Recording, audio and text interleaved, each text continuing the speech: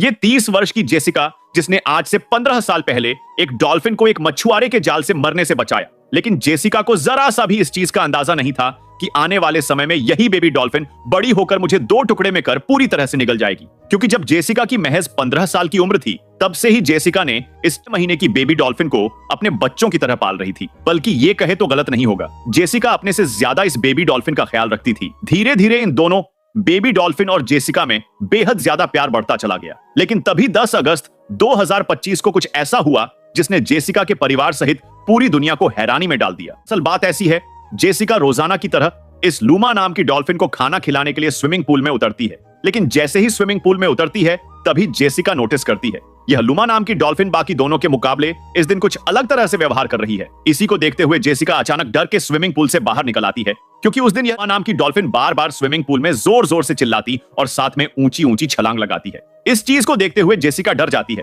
क्योंकि यह आवाज कोई नॉर्मल आवाज नहीं थी, बल्कि एक ऐसी जंगली आवाज थी जो शिकार के लिए तड़प रही थी। लेकिन तभी 2 घंटे इंतजार करने के बाद जैसी ही जेसिका दोबारा स्विमिंग पूल में उतरी, तभी यह लामा नाम की डॉल्फिन अपनी मालकिन जेसिका को अपने कड़े जबड़े में दबाकर स्विमिंग पूल की गहराई में पहुंच जाए। और अब यह बेचारी जेसिका केवल चिल्लाती ही रह जाती है, और जेसिका की आवाज डॉल्फिन की जंगली आवाज के सामने तब जाती है, और वहीं आसपास खड़े लोग इस चीज को केवल वीडियो के अंदर रिकॉर्ड करते हुए रह जाते हैं। और अब किसी की जरा से भी हिम्मत नहीं हुई कोई दोबारा स्विमिंग पूल में उतारकर जेसिका की खबर ले सके और जान बचा सके।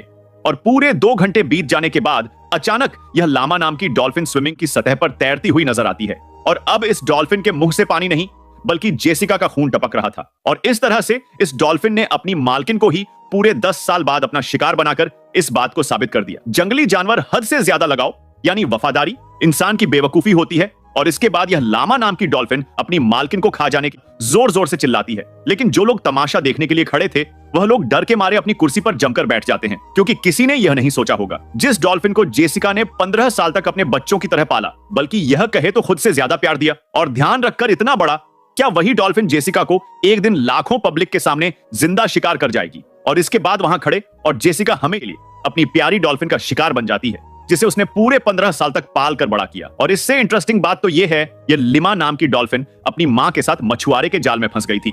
लेकिन जेसिका इसकी मां को तो नहीं बचा पाई, लेकिन इस बेबी डॉल्फिन को बचाने में कामयाब हो गई। और इस जेसिका ने इस लुमा नाम की डॉल्फिन से खूब पैसा कमाया, लोगों को तमाशा दिखाकर। लेकिन में जेसिका यह भूल बैठी थी कि डॉल्फिन एक समुद्री जानवर है जिसका कभी कोई भरोसा नहीं होता।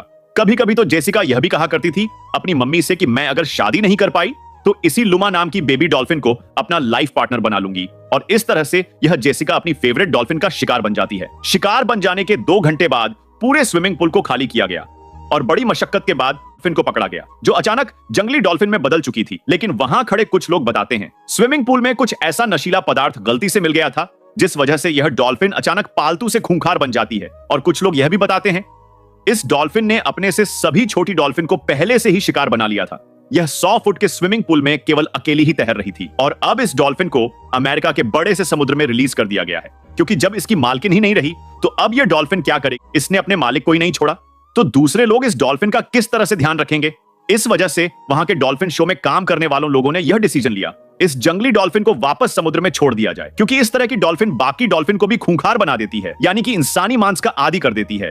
लेकिन इस कहानी ने इंसानों और जानवरों के बीच बने प्यार में एक दरार डाल दी है। वह डरा रही है कि जंगली जानवर हो या फिर पालतू जानवर हो, इन जानवरों का कभी भी कोई भरोसा नहीं होता, कब यह इंसानों के साथ क्या कर दे। जेसिका रैडक्लिफ की चीखें अब बस एक फटी हुई हवा में गूंज रही थी, लेकिन पूल के किनारे खड़े लोग मानो किसी हिप्नोसिस में बंधे थे। कोई कूद कर बचाने नहीं आया। सबकी आंखों में एक अजीब सी सनक थी, जैसे वो इस खतरनाक दृश्य का हिस्सा बन चुके हों। पानी का रंग गहरा और धुंधला हो चुका था, मानो उसमें कोई अनजाना साया फैल रहा हो। लेकिन डॉल्फिन की हरकतों में एक अजीबटापन था। उसकी आंखें जेसिका पर टिकी थीं, जैसे वो पहले से ही उसे पहचानती हो और अब किसी पुराने हिसाब को चुकता करने का वक्त आ गया हो। जेसिका की सांसें हाफ हाफ कर टूट रही थीं। उसका हाथ पूल की दीवार तक पहुंचने की कोशिश कर रहा था, लेकिन डॉल्फिन ने अपनी चौड़ी और मजबूत थूथन से उसे धक्का दे दिया, जिससे उसका सिर पानी में डूब गया और सिर्फ कुछ बुलबुले ऊपर आए। तभी किसी ने मोबाइल से वीडियो बनाना शुरू कर दिया। क्लोजअप शॉट में जेसिका का चेहरा पानी के अंदर, आंखें खुली और भय से भरी, और डॉल्फिन का मुंह उसके कंधे से लगा हुआ धीरे धीरे खींचते हुए उसे अपनी ओर खींच रही थी। लोग चिल्ला नहीं रहे थे, बल्कि कुछ तो मुस्कुरा रहे थे, जैसे किसी विचित्र बलिदान को देख रहे हों। और अचानक एक तेज झटका जेसिका के शरीर में लगा। डॉल्फिन ने उसे पानी में घुमा दिया।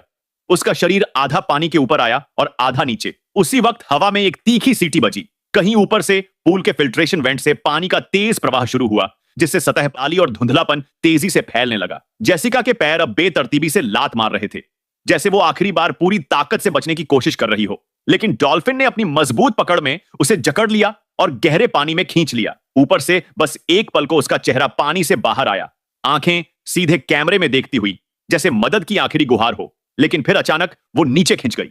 कुछ सेकंड बाद सतह पर बस एक तैरती हुई काली ड्रेस दिखी, जिस पर अलीमा की परत फैल रही थी, और डॉल्फिन एक धीमे गोल चक्कर लगाते हुए वापस सतह पर आई। उसके थूथन से गहरे रंग की बूंदें टपक रही थीं, लेकिन उसकी आंखों में एक ठंडी और सुनियोजित चमक थी, जैसे यह हमला अचानक का नहीं बल्कि पहले से तय था। और तभी पीछे से एक छोटी लड़की ने मासूम आवाज में कहा, यह तो वही है जिसने पिछली बार भी किसी को निगल लिया था। जिसके बाद पूरा माहौल और खामोश हो गया, जैसे सबको उस पुराने हादसे की याद आ गई हो जो सालों पहले इसी पुल में हुआ था।